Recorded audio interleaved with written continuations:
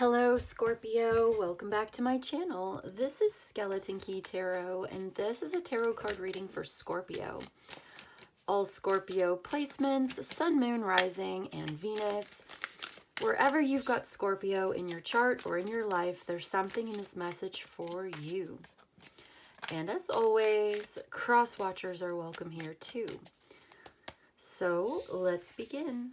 Messages for Scorpio, please. What does Scorpio need to know?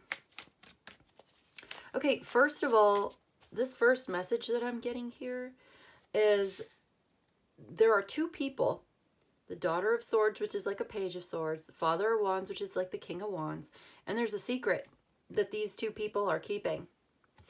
These two people are keeping a secret together. I feel like they have almost like a conspiracy or something hidden between the two of them.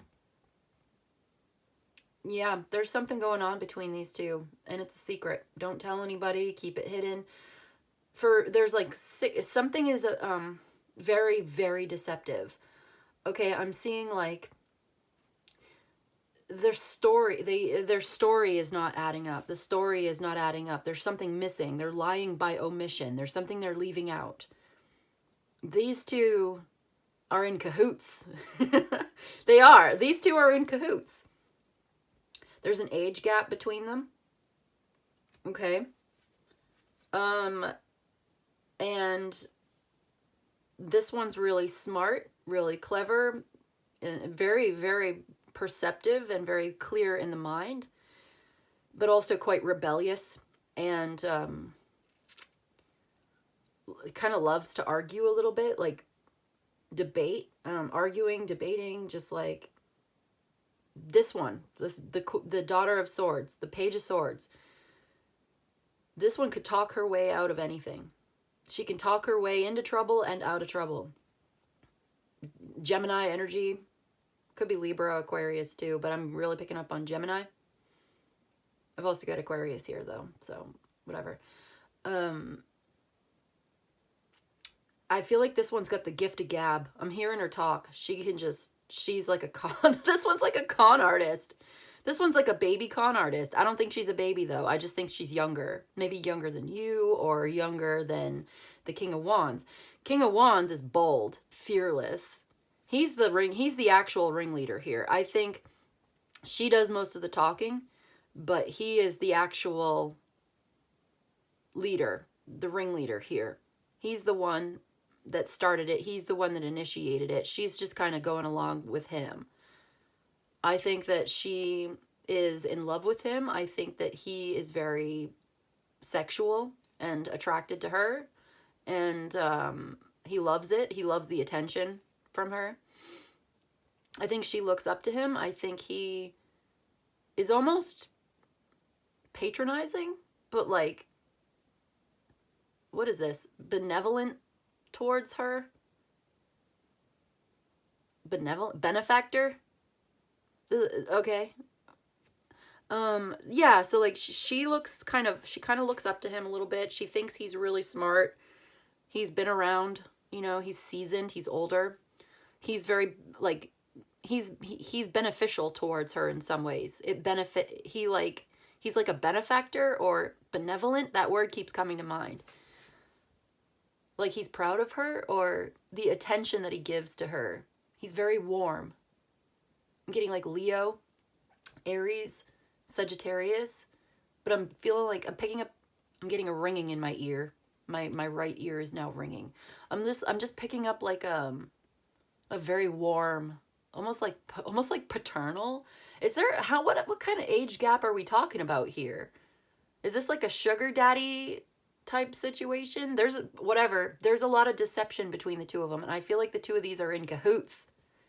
I'm serious. Okay, I do see the Six of Cups. There's something here to do with the past, with romanticism, nostalgia, roots running deep, but I'm being told to shuffle and to get the overall energy here. So what's the overall energy? Because this is the underlying situation. This is the situation that you're dealing with. You may be dealing with somebody who's actually carrying on a relationship outside of marriage, or like they're lying to you, they're cheating on on you with this other person, whether it's this, you know, which one's which. Maybe you suspect that something's going on. Maybe you know that there's deception going on. These two are, like I keep saying, cahoots. And I'm laughing at it because it's funny. Maybe they think it's funny. These two are partners in crime. Is it you or somebody that you're dealing with? Are you the one that's partners in crime? I'm not judging. I'm reading the cards. It's right here. It's, you know, it is what it is. People are going to do what they're going to do. It's not as uncommon as you might think. It's actually really very common for this kind of stuff. Like, people are doing this. Like, people are really out here. You know what I mean? So we got these partners in crime. They're in cahoots. I keep wanting to say that word. I keep thinking it's funny. Like, okay. I think these two are having a good time. They're having a lot of fun. And it's very physical. I don't know why this is fun. I'm getting like Bonnie and Clyde. Like, these two are just on a spree. All right, let's get serious. What's going on? What's the message here? What's the overall energy between these two or in this situation? We got the Ace of Cups. They're in love with each other. Is this you? Are you in love with like an older man or a younger woman or vice versa? And like, you're having an affair, a love affair, and you are in love. And you're having so much fun sneaking around, you sneaky little shit. I don't know why this is so funny. Who am I picking up on? Is it you? This is a love relationship. Ace of Cups. They are in love. Ooh, they are in love. It's mutual, but it's like sexy. Oh my God. You two are ridiculous. You're absurd. You're going to like run away from home together. You're going to run away. I'm seeing like Bonnie and Clyde. I'm seeing partners in crime. You know what I'm seeing? I'm seeing a convertible, a car. He's driving. She's in the passenger seat in this convertible car with the top down in the summertime on like the desert or like on the highway or something, going fast and just like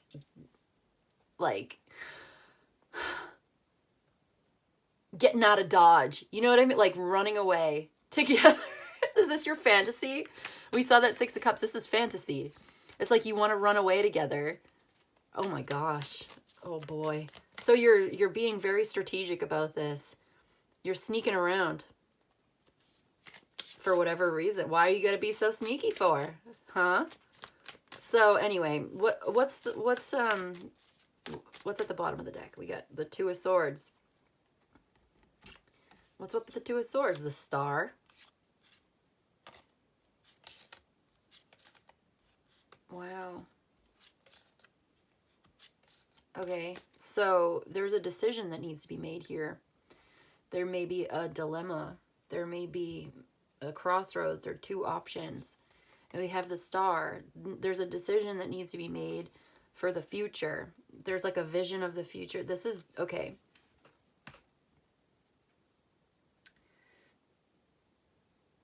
The two of you here are joining forces. You have some kind of weird plan. You have a plan. I don't know if it's weird or not, but like you're coming up with some kind of plan together. It's like two heads are better than one. You're putting your heads together, coming up with a plan, a vision for the future. This is part of your destiny. This is part of your North Node. I would look at your North Node when I see the Star card come up. This is part of your destiny. You have a plan, you have a vision, you have made a decision, you are ignoring outside influences to do what you want to do, to come to your own conclusions together. But you are in agreement. I see the two of you agree on what you want to do here together. And there's the Five of Cups. Somebody's going to be really heartbroken about this. But I see the Nine of Pentacles as well. And the Lovers.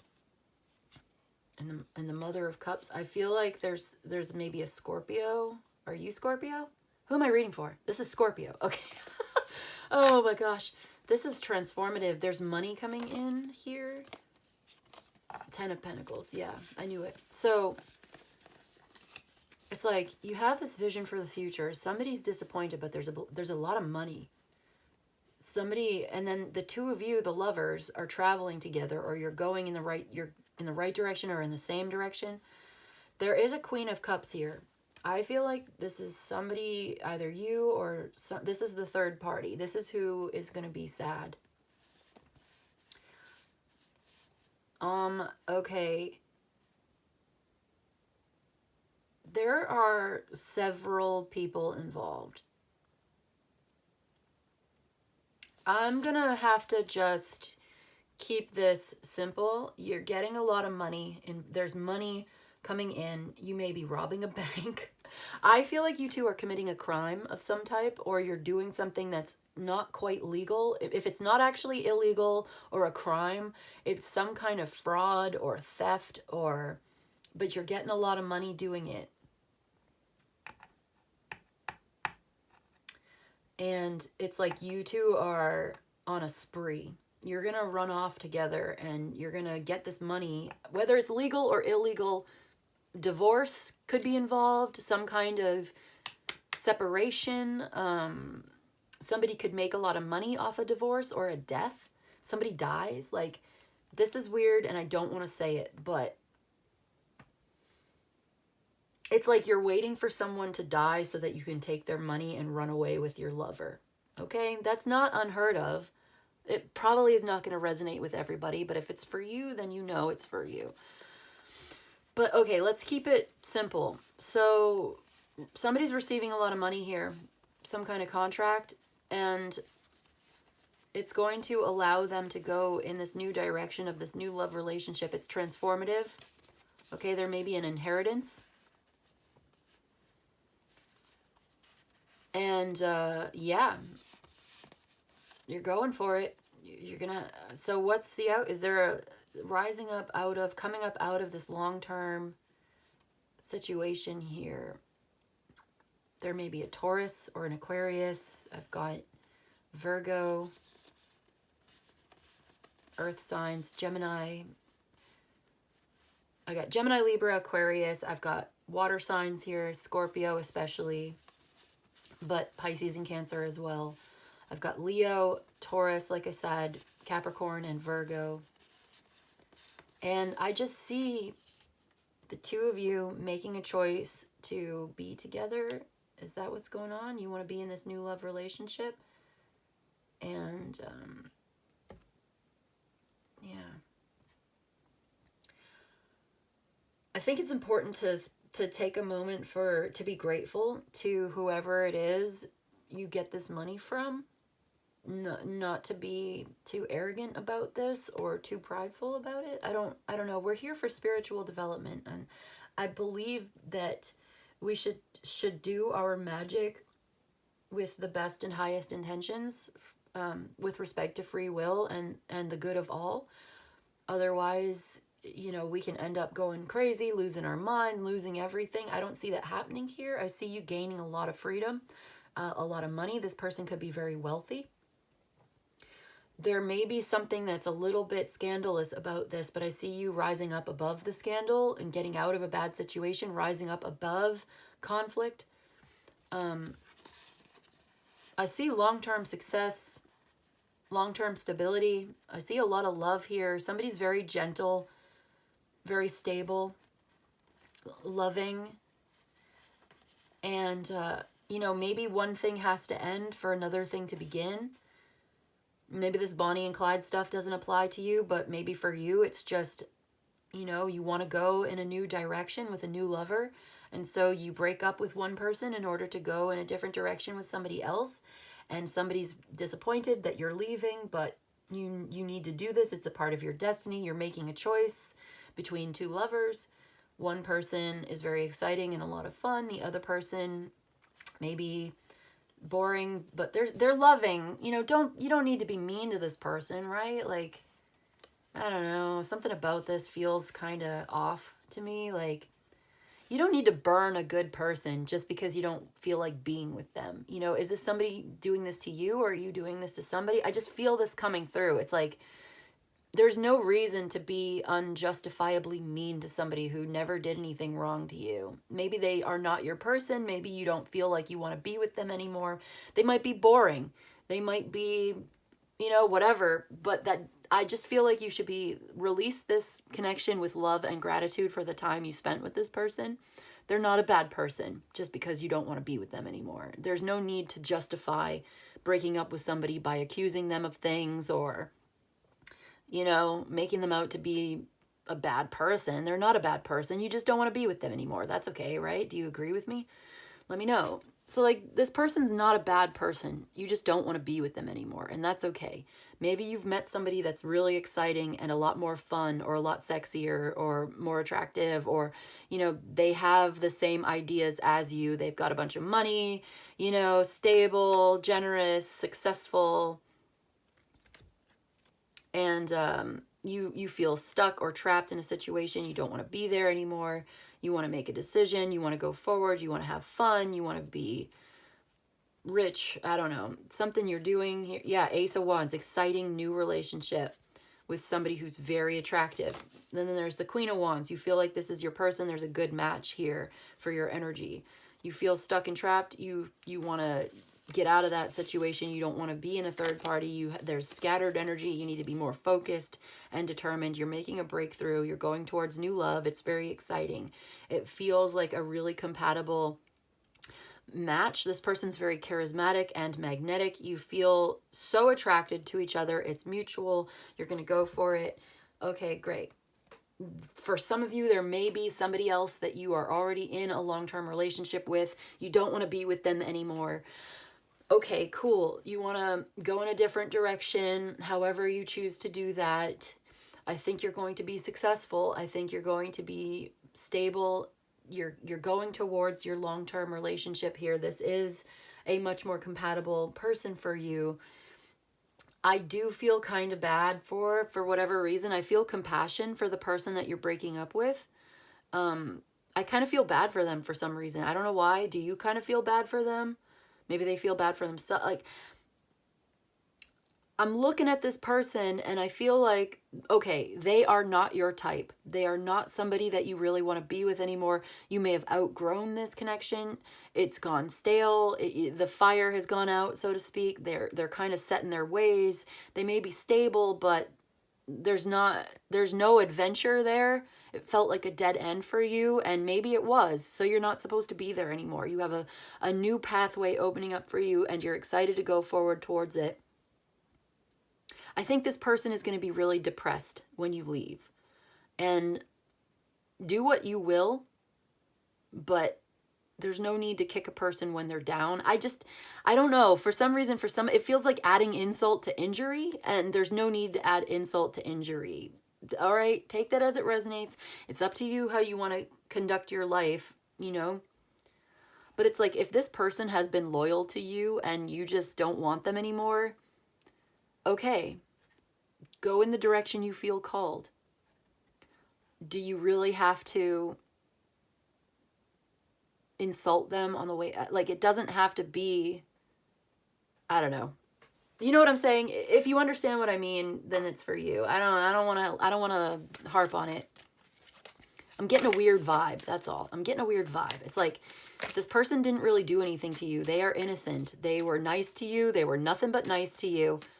Is this you or the person you're dealing with? Somebody in this situation, whether, you know, put yourself on whatever side you identify with, because this could be somebody doing it to you. You were nothing but nice to this person, and they betrayed you, or they just don't want to be with you anymore. They're not attracted to you anymore. They've found somebody new. They want to go in this new exciting adventure.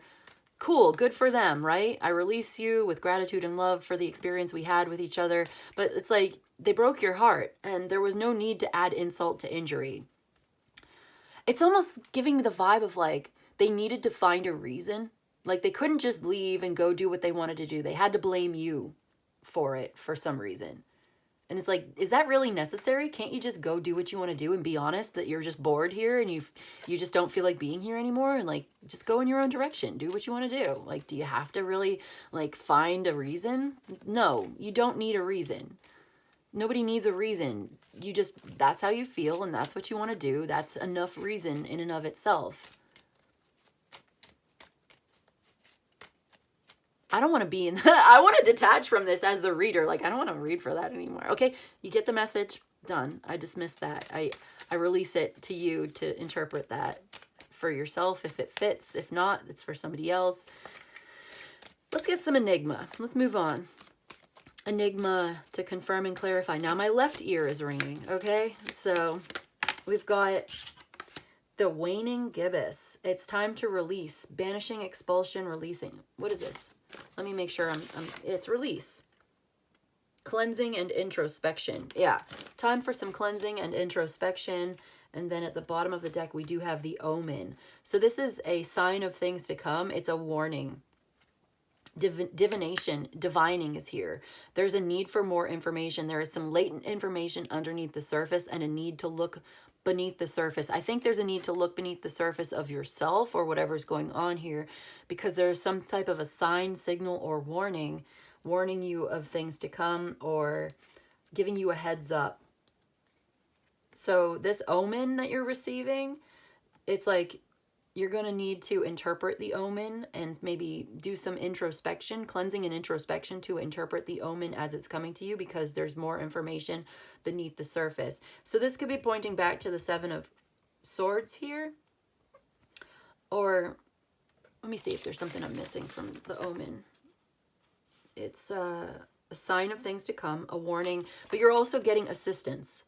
Cleansing, introspection, a sign of things to come, being warned. This is your warning. This is the assistance here. Ace of Wands. It's very exciting. Very Ten of Pentacles. Like you're getting some money and you're going on an adventure together. Partners in crime. This new love. It's very exciting. So finding a hidden source, latent information, need to dig beneath the surface, and you're on a search here. So yeah. There's your sign. So okay, next I'm going to use the Liminal Spaces Oracle. I just bought this. I love it so much. It's a mixed bag. Some of the cards are kind of creepy. A lot of them are very beautiful, so we'll see what we get if that's interesting for you. I will be probably reading from the book because I have not got this memorized yet. Some of the descriptions are very lengthy. Some of them are quite short, so we'll see what the Liminal Spaces deck has for you. I really love this deck, so we'll see. We've got Let It Break. Okay, let it break. Self-explanatory. Ooh, blood sacrifice. Yeah, this is what I mean. Don't look at that card if you don't like it. So, let it break. Is this a decision that you can live with? Blood sacrifice. Whoa. Fortune favors the bold. Yeah, okay. So, there's that adventure. So, there's a mixed message here. Let it break. You may have to... Okay. Somebody, yeah, fortune favors the bold. So be brave and go for it. That's the message on the bottom of the deck. We'll read for that because it looks like you're going for it. What does it say? The tarot recognizes fortune as one of its 22 major arcana or primary mysteries. It's the Wheel of Fortune. You should too. A necessary power to harness when working with money magic, significant transitions, quests, adventures, and matters of luck. You're doing money magic, you're on an adventure. Bonnie and Clyde. You're robbing a bank and you're driving your convertible across the country to run away to Mexico. Fortune favors the bold. So here you go. We've also got Let It Break. What's it say? Let it fall apart. In this case, it's an act of mercy. Wow. Don't try to control it. Learn to pivot alongside it. Sometimes things need to break to become something else. Muscles tear during exercise and grow back together. Wow. Okay, explore the process, or the prospect rather, of breaking without being broken.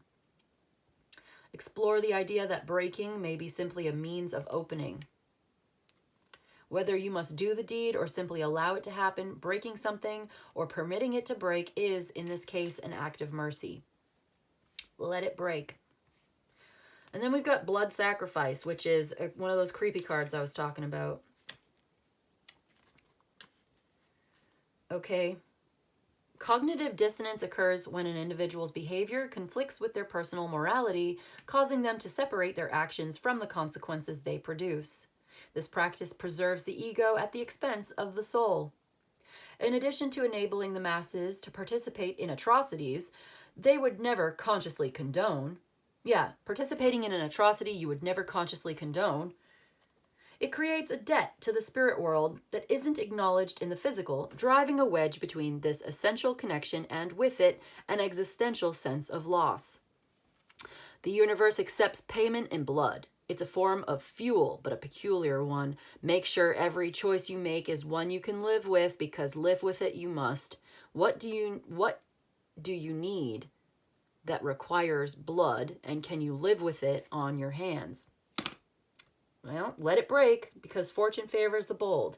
But make sure you can live with this. Can you live with this on your hands? Can you live with this crime on your conscience? Do you eat meat, but you don't like killing animals? There's your message. Take that literally or symbolically, figuratively. I don't know. It looks like you're going to go for it, though, so have fun. This is going to be a lot of fun. I think it's, honestly, I think you think it's worth it. Whoever it is definitely worth it. So, okay. That's what I've got for you today, Scorpio. I hope this was helpful. I hope it was of service to you. If you enjoyed this and you'd like a personal reading, my email's in the description box below. You can email me. I'll let you know how it works. You let me know what you need. I've got 3 options available. So, in any case, I just want to say thank you so much for joining me today, and I'll see you in the next one, okay? Bye.